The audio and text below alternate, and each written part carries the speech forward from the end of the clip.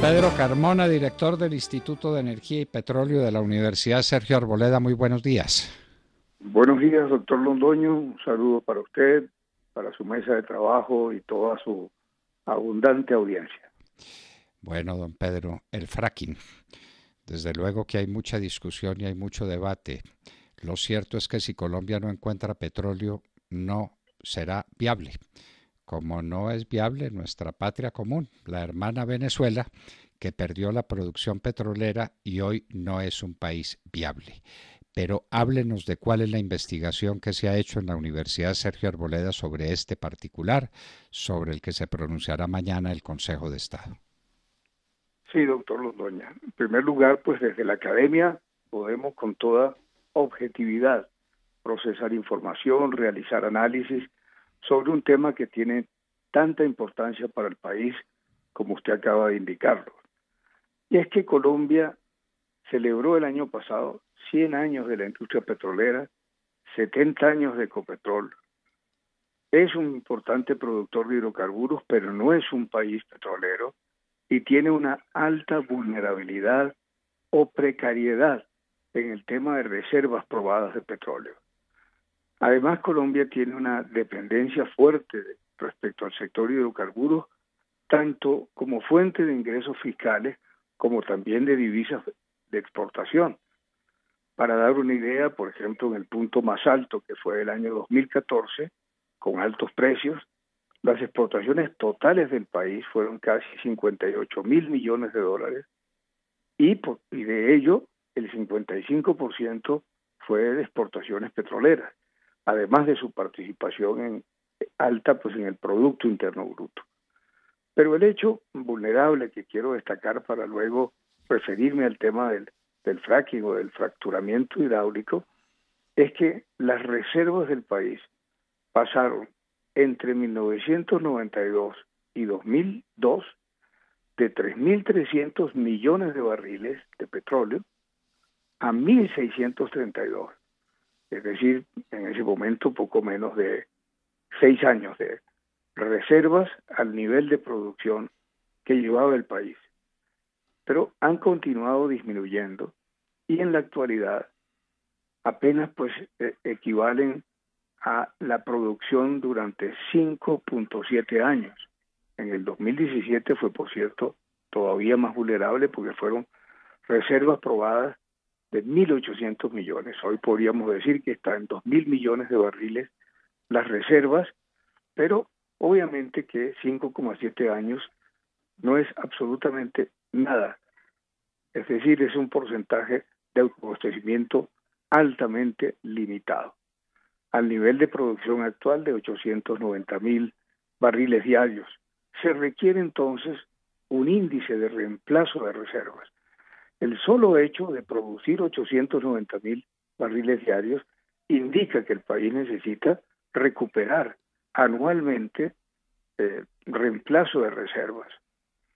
¿Qué ha pasado? Baja inversión y actividad exploratoria, que es lo que supone esta vulnerabilidad, aun cuando se han hecho esfuerzos por mejorar el recobro, es decir, la tasa de recobro en pozos de explotación, pero no hay nuevos hallazgos.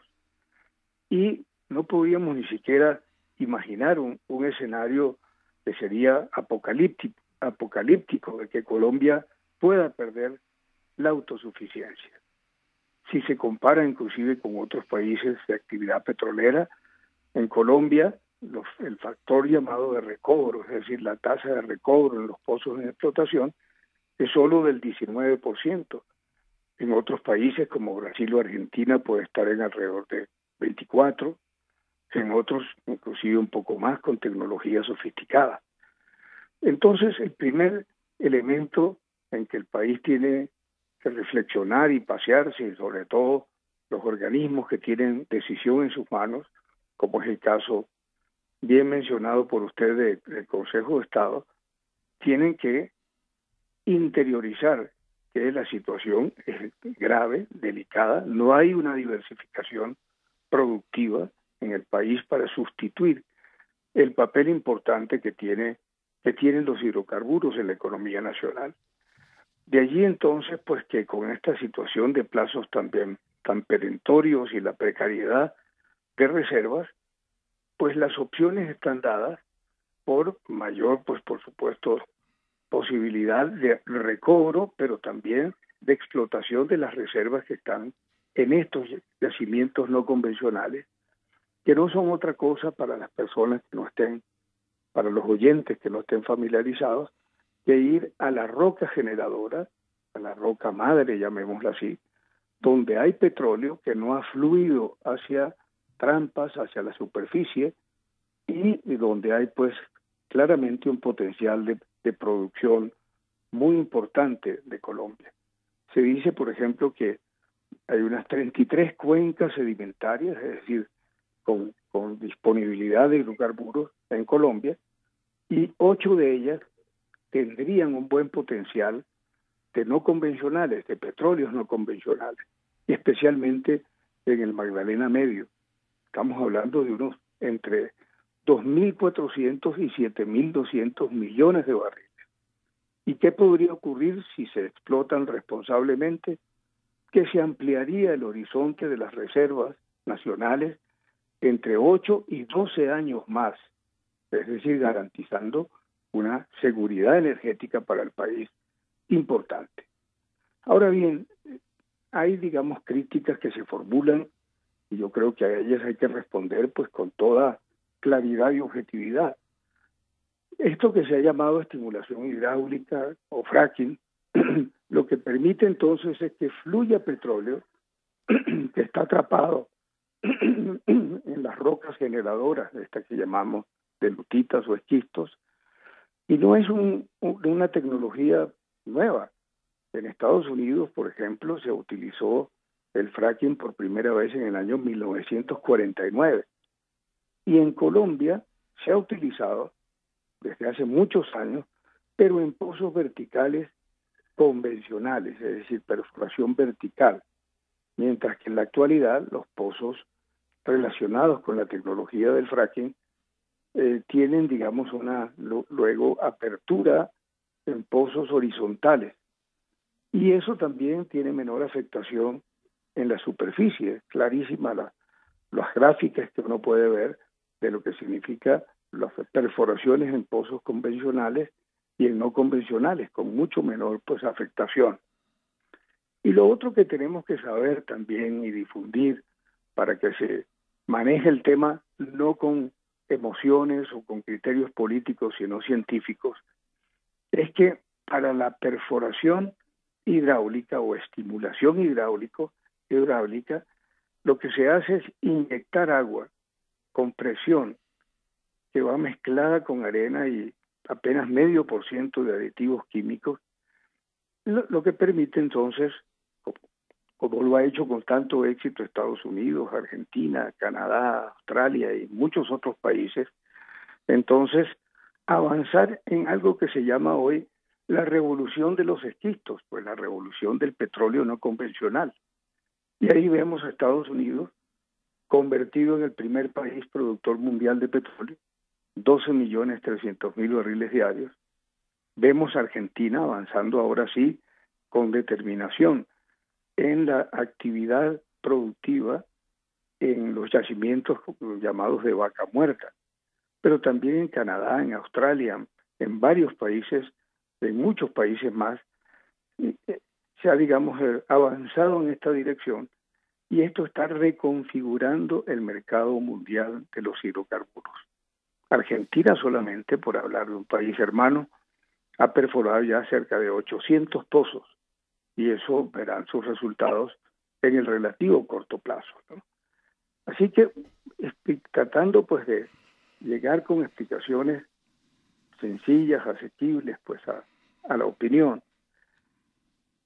sí podemos afirmar con los elementos que tenemos desde la academia y de los estudios que se han hecho en organizaciones, en gremios, que sí es posible desarrollar petróleos no convencionales de una manera sostenible. Para ello es vital que los proyectos piloto avancen y muestren que es factible llegar entonces a desarrollar producción no convencional sin riesgos. Toda actividad, Sí, sí, no, sí, dígame, profesor, porque se habla mucho del riesgo de perder el agua. sí, Inclusive en muchas comunidades le están diciendo usted que prefiere petróleo o agua. ¿Ese es un dilema válido, don no es Pedro? válido, no es válido porque eh, en los hidrocarburos y esta actividad de fracking no compite por agua potable.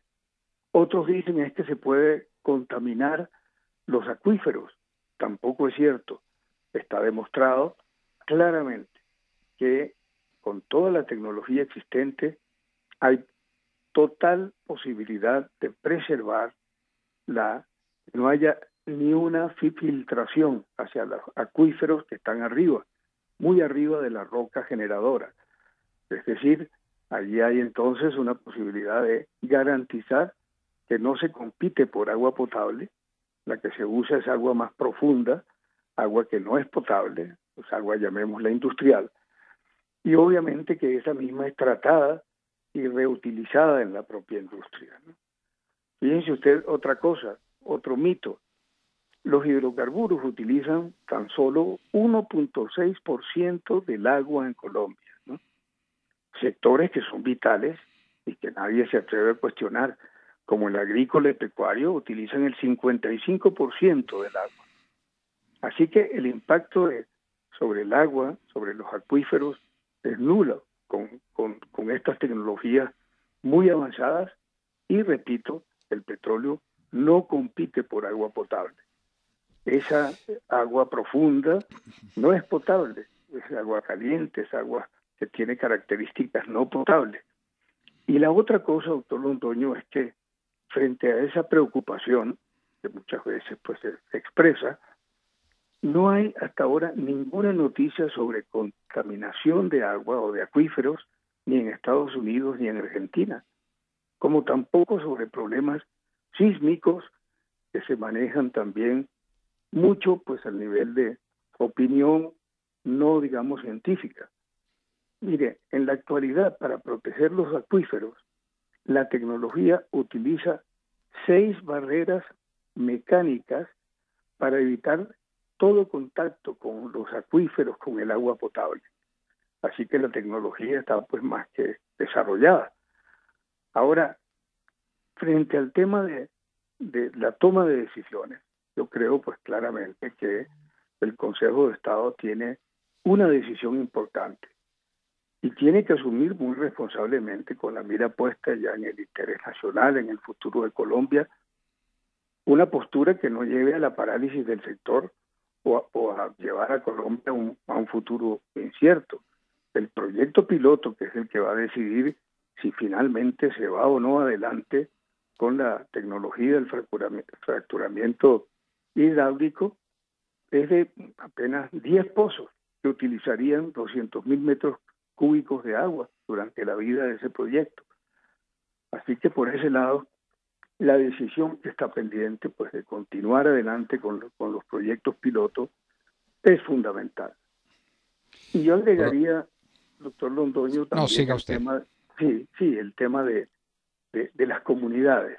Obviamente que todos estamos conscientes y de acuerdo en que todo este tema tiene que, digamos, permear más hacia los distintos estamentos del país para que se entienda, se comprenda con base objetiva y científica la realidad y los riesgos que plantea desde el punto de vista también macroeconómico para el país. Pero para las regiones es muy importante esto de que la actividad mayor en no convencionales favorecería, digamos, encadenamientos productivos regionales, locales, que están pues ligados directamente al desarrollo de los hidrocarburos no convencionales. Contratación de bienes y servicios, es decir, mano de obra, hay una cantidad de servicios transversales de seguridad, de transporte, de catering, de atención médica, de entrenamientos. Hay también en el encadenamiento eh, muchísimos equipos y necesidades, digamos, de bienes y servicios que esta actividad generaría en beneficio de las regiones y, por supuesto, también la industrialización que pueda producirse en términos de refinación, comercialización, etcétera. Profesor Pedro Carmona, ¿sabe usted si el Consejo de Estado está suficientemente ilustrado sobre esta materia? Si estos debates técnicos se han hecho con objetividad y con claridad para que los peritos que hayan sido llamados por el Consejo de Estado le puedan permitir tomar una decisión ilustrada, serena y positiva para el país, porque pues quién lo creyera, pero los que están administrando hoy la nación no son los administradores, es decir, el Poder Ejecutivo, sino el Poder Judicial. ¿Qué sabemos del grado de ilustración que tengan los magistrados para tomar una decisión que vendrá mañana, si no estamos mal informados? Así es. Sí, se espera que ya mañana pues haya este vital, crucial pronunciamiento del Consejo de Estado. Y yo estoy convencido de que el Consejo de Estado ha recibido información técnica, inclusive opiniones que desde el punto de vista académico les hemos hecho llegar. La academia es per se un terreno neutral.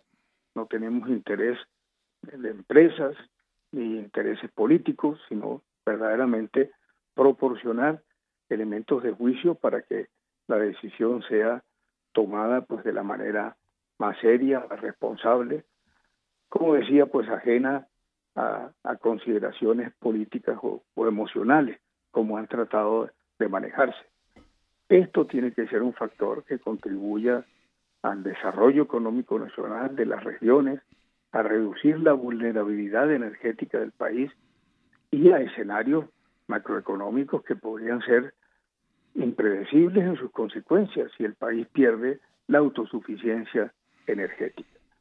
Por todo eso, pues estamos convencidos de que este es un tema vital para el futuro de Colombia, usted lo decía también al principio, y que esto ojalá se tome con esa misma seriedad y sin presumir que se pueda tomar una decisión a la ligera, irresponsable. Hay demasiados sustentos y experiencias nacionales, internacionales, estudios, además pues de que serán finalmente, y esa es la tranquilidad que hay que dar, el resultado de los proyectos piloto los que permitan tomar la decisión final, que desde luego pensamos desde acá, desde la academia, que debe ser favorable, con base pues en la altísima y calificada experiencia que se ha recogido en el mundo en esta materia.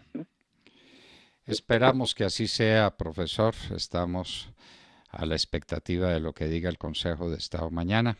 Colombia sin fracking, así como se los hemos dicho muchas veces, se lo repetimos otra vez, no es viable.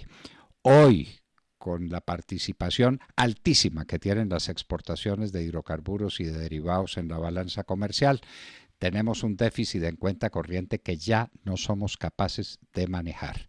Hacer cuentas de lo que valdría importar petróleo, importar gas y no exportar lo que estamos exportando es hacer cuentas de la catástrofe. Profesor Pedro Carmona de la Universidad Sergio Arboleda, muchas gracias por estar con nosotros en la hora de la verdad. Gracias a usted, doctor Londoño, y confiamos en que la decisión sea la correcta en las instancias legales, pues en que el tema se encuentra.